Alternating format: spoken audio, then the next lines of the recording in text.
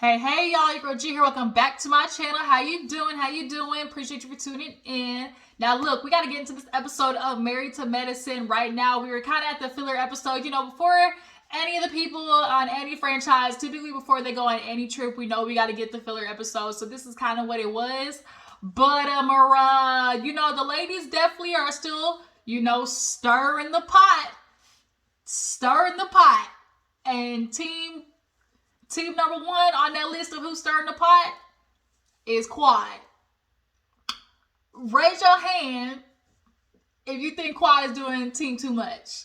Like, it's kind of coming across Quad like a little bit of I ain't got nothing else really going on. My nephew hasn't worked as my storyline. I can't keep using him, to keep getting filmed. So now I gotta invite Anila over to talk shit about Toya and make sure it be seen that, I'm earning this check. But it's like now doing a disservice in the sense of like, damn, Quad, you kind of really are giving, like you're just inserting yourself in mess that really ain't got nothing to do with you in a way that's just like, like I like Quad, but don't like Quad at the same time. Like I appreciate her candor, but Quad has always given just like representative. Like she's a girl who just always has on like the, the face on, and the way she talks too, she gives real timbre when she talks, always trying to put on, this persona, and it's just like, sometimes I just want Quad to just drop the act. Just like, drop it and let us see the real you.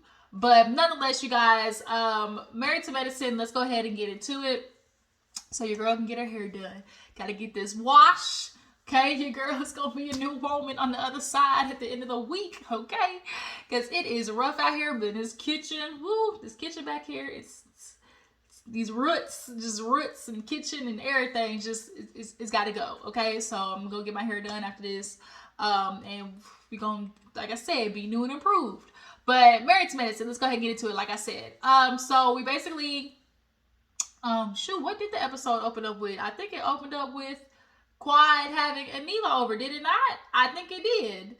Yeah, it did. Matter of fact, it did. So Quad invites Anila over. The dress that Anila had on actually was super cute, but the ponytail was looking hella ratchet. It was like coming out and falling apart in some ends. It just, wasn't really, just really executed the best. But nonetheless, I did laugh though when that little spurt of having Laura be giving it to Heavenly. She really do.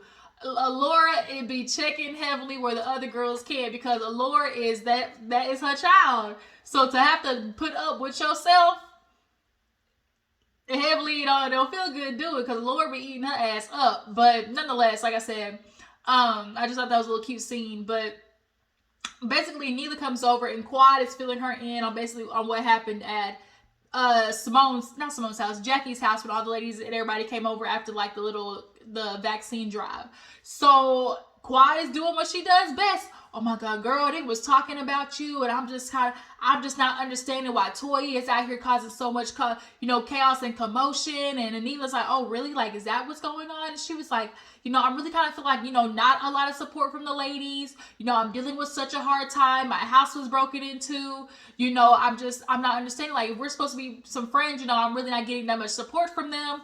And, they talk about how Quad called them the Three Stooges, which I guess is supposed to be Heavenly, Simone, and Jackie, and maybe Contessa in this instance that they were talking, because Anila called and basically told everybody what happened, how the break-in or whatever. But Contessa was asking questions, oh, there was no camera? Oh, wow, they didn't have no audio? Okay, so did the front gate, not take anybody's names? Did at least the front gate not have no cameras? Like, just a whole bunch of questions. And Anila's taking it like, damn, like, do you not believe me? Anila's taking it almost as if, like, as Quiet is saying, it's almost insinuating like you might have staged it yourself.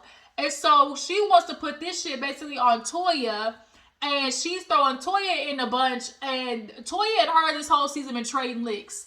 They have been trading licks like a mug. Okay, they have been going at each other, and it's starting to get dirty. It really is. Quiet talking about, Toya, she's trying to create this narrative, so she can throw that on you to try and distract from the fact that it's going around that she's cheating on Eugene. Like, she just outright said it like, oh, so she tried to distract from the fact that, you know, people out here talking about she cheated on Eugene. So the way she's so openly talking about it with Anila is making me feel like Anila and Quad, y'all playing that shit when the friends came for Quad's birthday. Like, they played that shit. Quad was a part of it. And Anila, you really a punk bitch because you brought your friends, and then when Toya confronted you, which one of you hoes said it? You know, I put my foot on your neck. Like, that's what Toya, I put my shoe in your neck. But, like, which one of you hoes said it? Now all of a sudden it's like, me? You know, it's like, stand on your ground. You know, say it with your chest. Little ass nickel, like, say it with your chest, Anila. But she want to throw the rock, hide the hand. But Quad, don't worry about it. Quad's gonna pick it up and, you know, throw it again at Toya because, like I said, they've been trading licks this whole season.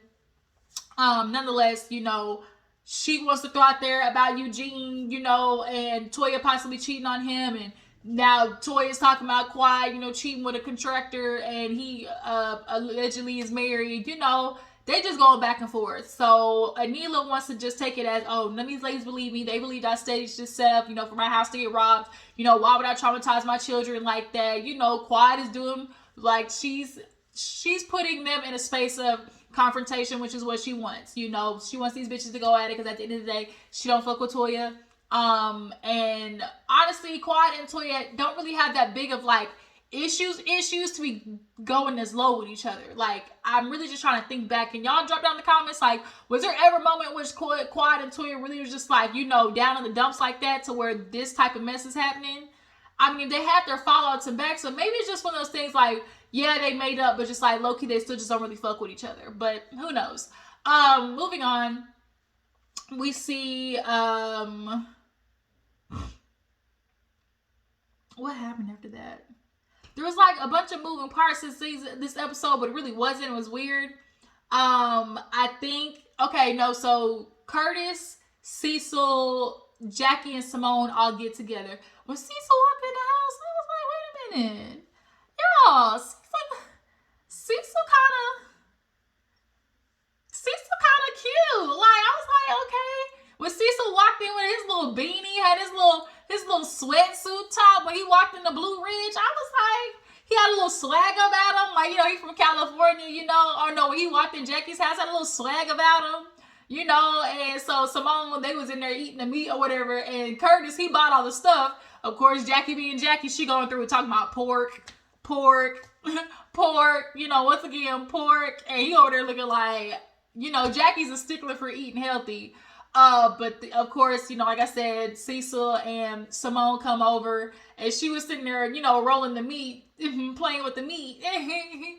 And she was like, Cecil, can you teach me how to roll a joint? And he was like, why everybody think that just because you're from California, you know how to roll a joint? And so she's like, oh, so you don't want to tell nobody about your past? And he was like, no, I got no problem talking about it. You know, I was like, you can definitely look at Cecil in the past. He had a little bit of player about him in the days. You know, he might be a little reformed thug. He's just good at hiding it. But nonetheless, they all sit down and just kind of like, we need to be in, you know, conflict resolution mode. They are basically trying to figure out, like, how do we fix our friend group from going down this road of just, you go low, bitch, I'm going to hell. Like, that's kind of where everybody's going right now. And everybody can't be in hell, you know, throwing fireballs at each other. Like, we all just going to sit here and continue to burn up. Somebody got to come with, you know, some water, some flour, you know, some solutions, you know, to this place, some air, you know, like, everybody can't be down here just slinging gasoline. We burning up in hell right now.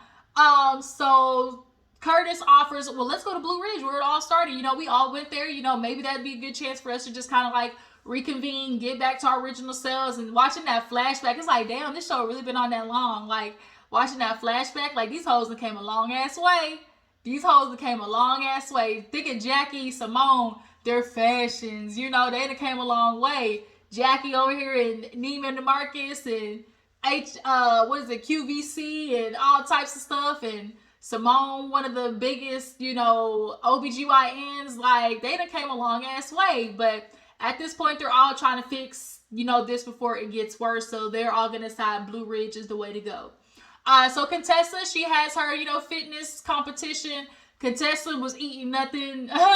She was eating nothing but apple slices and air. And at that point, I don't know how you can do it. Like, being in the fitness competition world, like, it takes so much discipline.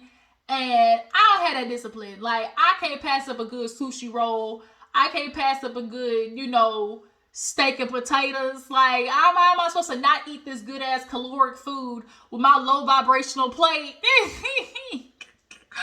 If you know what I'm talking about, if you know, you know. Shout out to Stormy Wellington with my low vibrational plate. Bitch, I got all the shit on my plate, low vibrational, and I'm gonna eat it. And I don't have time to be sitting here trying to wake up at 5 in the morning for this fitness competition. But you know what? Contessa did it.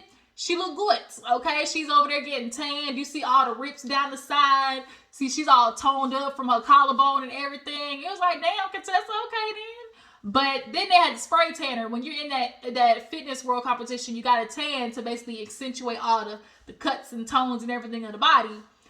So she goes on stage, bucket ass naked almost with her beautiful diamond bikini.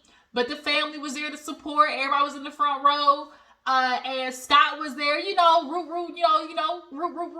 for his woman, and that's what you're supposed to do. It's like, when you see men root for their women, it just does something differently, because a lot of times men ain't trying to uplift their woman and make sure she's, good and feel like she's fulfilled and succeeded at things. And hopefully this ain't one of those things that, he's going to hold against her. It don't look like it, because remember before when she tried to, get her life right and wanted to go to college or all that type of stuff, he said he would support her, but then on the back end, he was being passive aggressive as fuck with it. But this situation, it kind of looks a little different. And, she ended up winning. I think she won. Won or second or third place, one of them. Everybody came to the back and, was just congratulating her. And she's just like, it just feels so good to come on the other side of, me and Scott, damn near not making it. But, watching everybody be so happy of the success that I had, and, the family, like, inspiring them, like, this is what I really wanted. And it's like, yeah, y'all really have came a long way. But a part of me still feels like her and Scott really ain't got down to the nitty gritty of fixing their issues. Like, I just feel like there's a lot of glazing over what's going on with them. Like, I really do think that is. So moving on, we see, was there another scene before? Yes, Miss Gomez. So Miss Gomez is Mike, okay?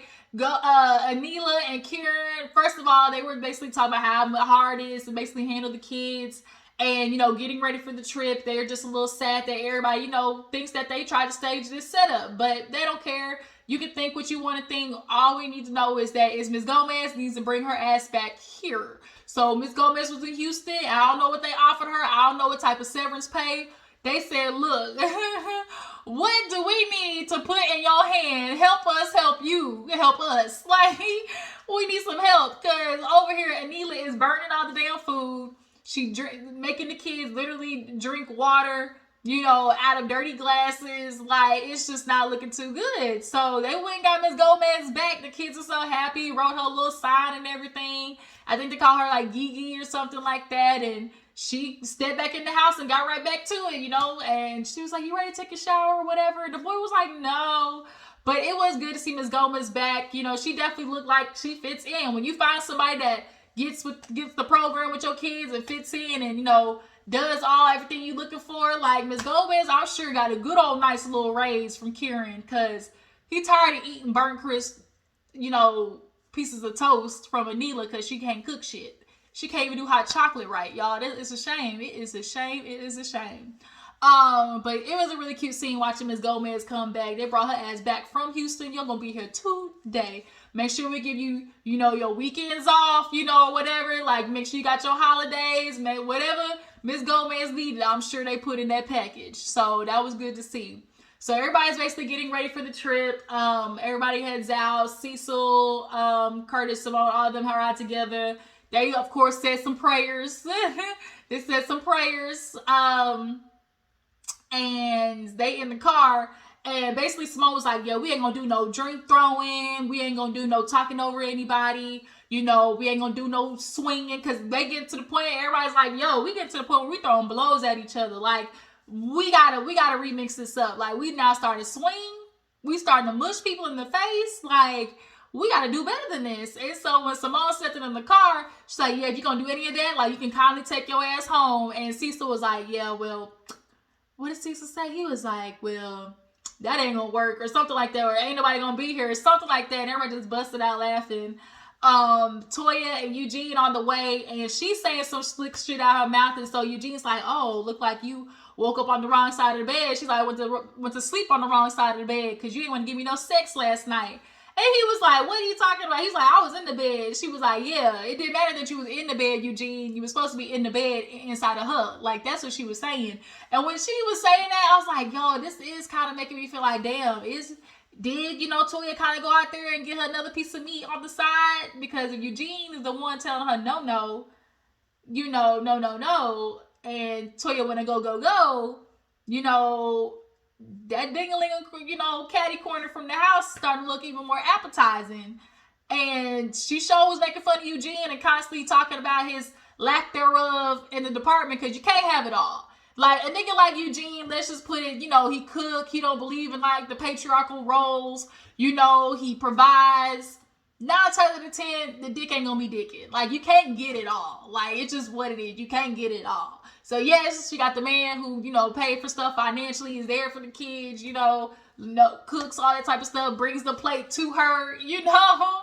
Like, chances are, but I wouldn't tell nobody else that, though. Like, I would be like Toya and basically embarrassing him, constantly bringing up how, you know, Eugene possibly ain't, you know, really throwing it down in the bedroom. Like, damn, girl, like, don't put it out there that bad.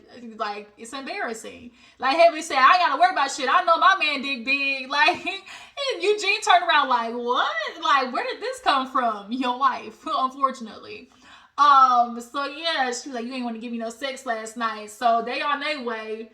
Damon's gonna come a day later, but everybody shows up. The place is nice. You know, they went through the rooms. Everybody picked their rooms because we all know on these shows how it gets when it comes to bedroom selection. So Toya gets there. Simone and Jackie pull her to the side. It was like, now look, Toya, you know, we just want to talk to you because when she first got in the house, it automatically was just shots fired of where you put us at. You know, I know what you're trying to do. You're gonna try to put Eugene, you know, close to the kitchen so he end up cooking. That's what we're not gonna do. And so Simone was like, well, you know, can we change their energy just a little bit? You know, just a touch, you know? And so she was like, you know, come on, let's go talk. Let's go talk. So when Toya sits down, she's like, I feel like I'm about to get in trouble. Like, what you bitches want? And so Simone and Jackie just kind of hit her with a look. It's getting dangerous. We're all getting to a point where it's not just one or two of us fighting. Like, bitch, we all fighting. And, you know, we got to fix this. We got to rectify this situation. We are time for relaxation, rebuilding, you know, reconcentration, whatever rewords, whatever reopening words that, you know, Jackie used in regards to what this trip is for. Toya, you know, was open-minded. She basically said, you know, I talked to my pastor's wife and, you know, and trying to understand how I can do better. She was like, look, if you're trying to make amends with somebody, you first have to hear them out. So, you know, Toya seems, you know, Simone was like, oh, okay, you know, I was glad to hear that. You know, it was a shocker, but, you know, I was glad to hear that she's open to fixing things. So, everybody's breaking down their stuff. Who came in next? Audra and Mark came back from their 3-day Nigerian wedding affair. Y'all know the Nigerians be, you know, partying it up. Hey, winding.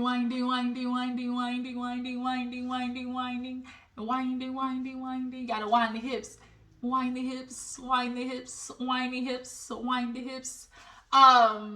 What's that song? No letting go, no holding back. That's my jam. But yeah, so they came back from the trip, 3-day affair. I wonder why they didn't send any cameras with them. I really feel like, you know, we could get a little bit more personal life of Audra, but I guess because maybe she's giving off like more friend. I don't know. But I really wish they would have possibly had, you know, something more regarding to the wedding. What you want? Huh? What's up? You gonna say bye? Huh? Alright, you gonna go with mommy? Come on, baby. Say bye-bye. Yeah, say bye-bye. Say bye. I'll help you. Come on, let me see. Go. Let me see. I can't do nothing with you. Let me see. Your fingers in your mouth. Let me see. I'm almost done. I'll be there with you. Give me a couple minutes. Okay. The life of Auntie. The life of Auntie. It never stops. Okay? It never stops. She be busting in my videos like right here. I be like, oh, here she go. Call her Bam Bam to Bam Bam.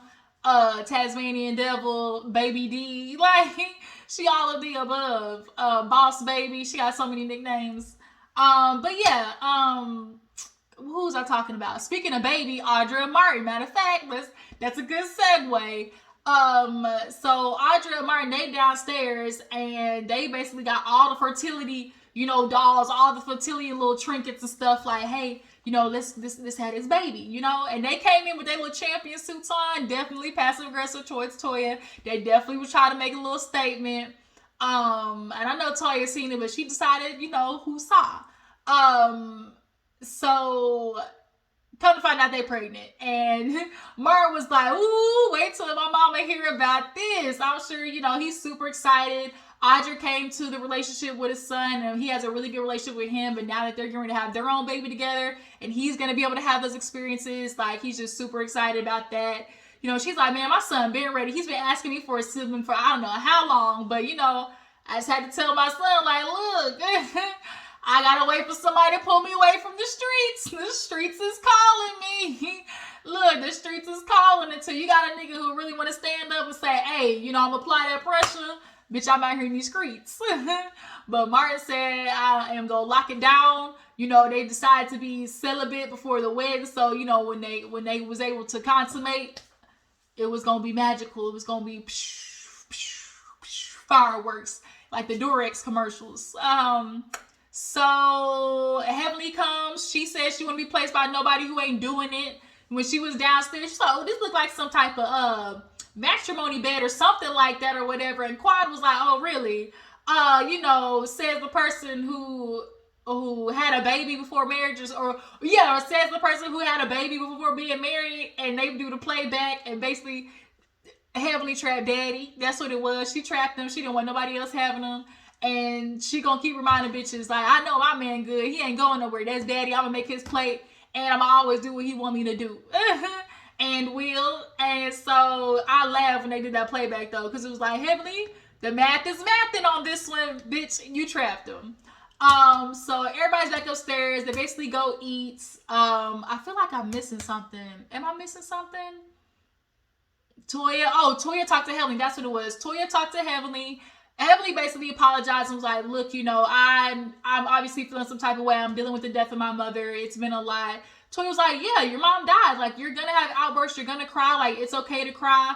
And let's just say, truth be told, what it is. A lot of the ladies in this group don't respect Toya. It is what it is. They view her as this housewife who just be running her husband ragged, as we all do. Like, Toya, you've been on this platform and really haven't created nothing from this. And so you're with these women who are doctors and got, shit and businesses going on. And they just truthfully, honestly don't respect Toya. And they probably never will. Which is why when Heavenly got mad, she was like, oh, I can't stand dumb bitches. Like, she was talking about Toya. But they basically made up. Everybody's eating. And, the food obviously is good. Eugene loved to cook. That's what I'm like, Toya, you got a good man, Savannah. You gonna run that nigga ragged? Oh, no. Girl, you better be careful for another bitch snatch him up. Nonetheless, Anila come in, Quad do her damnedest. Anila, you okay? What's been going on? And he's like, yeah, I've been going through so much. I'm just going through so much. My daughter, she's having nightmares every day. And, I just really want to know, did anybody think this was a setup? And Toya was like, I don't know you like, bitch. I don't really know you like that. And it's like, that's where the episode ended. It was just kind of like, well, here we go. Quad basically is going to throw up the alley-oop, and Anila's going to take it and try to slam dunk it on Toya to cause all this motherfucking commotion. Anila, miss me with your daughter having, the nightmares, though. Like, miss me with that. Like, miss me. Miss me with the nightmares, bitch. Like, we don't need to garner any type of, a whole bunch of extra sympathy. But yeah, you guys, that was Married to Medicine. Y'all tell me what you feel about the episode. Do you guys feel like, it's wrong to assume that Toya, set shit up? I don't think she did, but Toya like to say, you never know people. Which was more likely? Anila setting up for insurance scam, or Toya setting up because, you know, bitch, you try to bring down my family saying I was fucking somebody else, you know? Which one is it? And yeah, I appreciate y'all for tuning in. Y'all see what you feel about Married to Medicine. Y'all make sure to follow me on Instagram and Twitter, and I will catch you guys in the next one. Deuces.